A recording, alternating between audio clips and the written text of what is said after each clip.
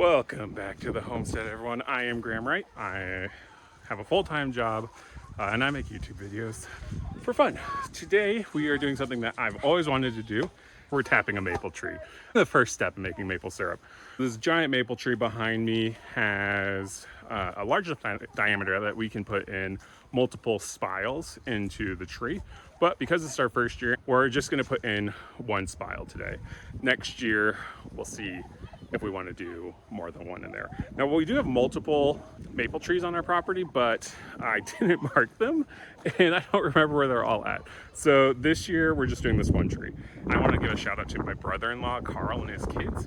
They tap their maple tree in Wisconsin and they're the ones who inspired me to do this. So when we were visiting them last year, they were like, oh, you have to try some of our homemade maple syrup. It was some of the best maple syrup that I've ever had.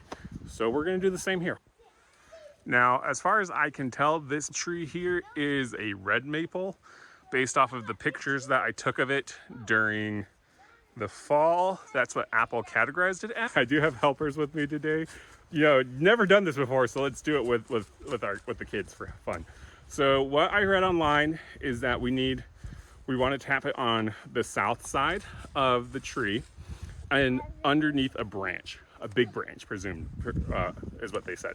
Okay, so looking at the tree here, we are looking at the south side of the tree, and then we have this really big branch here. So I think I'm gonna tap it right around here, this area here. The first thing that we need to do is we need to take our drill bit here, and we need to mark it out. Based on the instructions, we wanna mark down the drill bit 1.5 inches.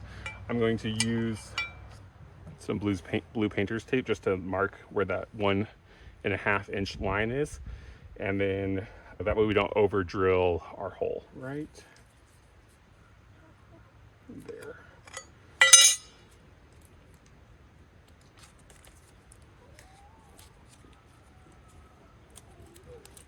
Is that right? Really?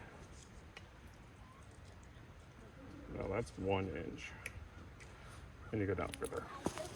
So you can see here, we've got 1.5 inches marked out. And once we hit the blue of the painter's tape, we'll stop. So we're gonna make our first hole. Okay, so one thing we need to do is prep this bucket. So we're gonna just drill a hole into the bucket. Ooh, okay. Nice hole. Yeah. So yeah, super easy. Let's see. I don't know if we got any shavings in there. We'll just give that a little shake. This is a food grade bucket. It's just one I picked up at Lowe's. All right, so like I said, we have this chain that's hanging in here from the people who owned this place previously. We're gonna try and be underneath this branch here. And I think right around here is where we're gonna try and drill our hole. From what I read online, we need to drill in at a slight angle, and we're gonna go right here. Okay, right here looks good.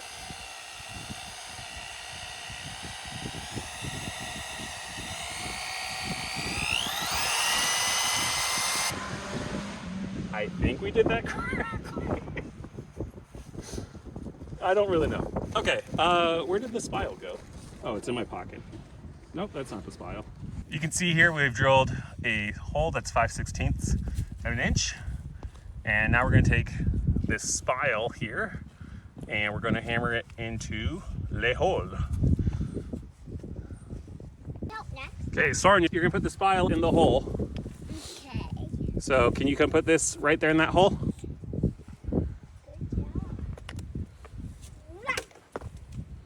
It's right up here. Good job. Milo, come here, you get a turn, you get bang. Yep, you wanna tap that in lightly, okay? You have a turn tapping it. Yep, you put the spile in and they're gonna tap. Keep tapping.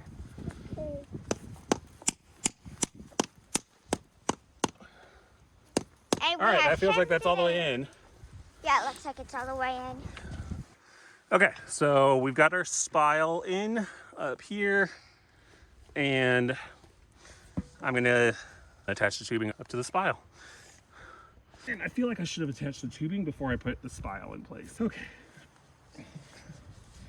Lessons learned the hard way. And we need to touch the sticky stuff. No?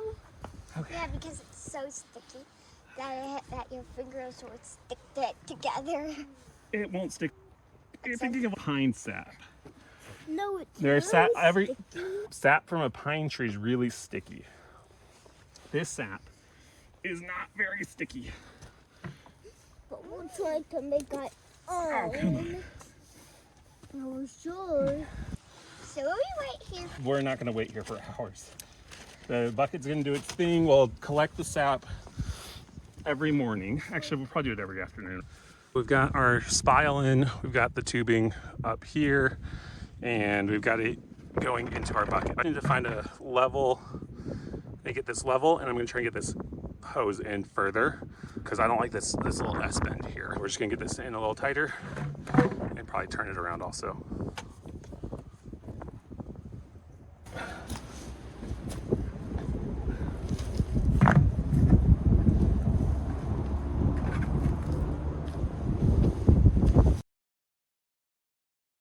Okay, this is fine for now.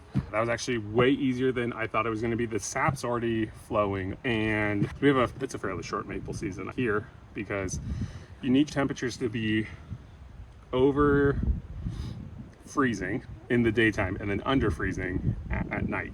You don't want it to get up into the 50-degree range because then your sap can start generating bacteria. So let's hope that this works out. Also, quick update on the chicken coop. We do have our doors on. Let me just show you, flip this around. So you can see here that actually did finish the coop. We've got the plywood doors on and they look pretty good. We've got our hinges on here. And what that allows us to do is it allows us to get into the hen house now. The wood chips that I had in there weren't as bad as I had thought they were going to be.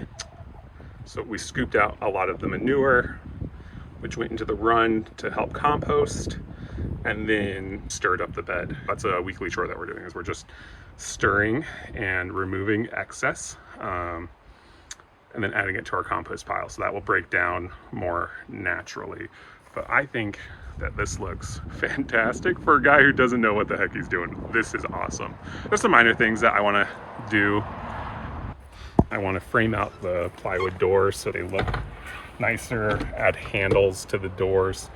I also want to add an eye hook to it as well. Or we can open up those plywood doors and they stay open, especially during the summer. That's going to be crucial to the health of our birds. Thank you guys for watching.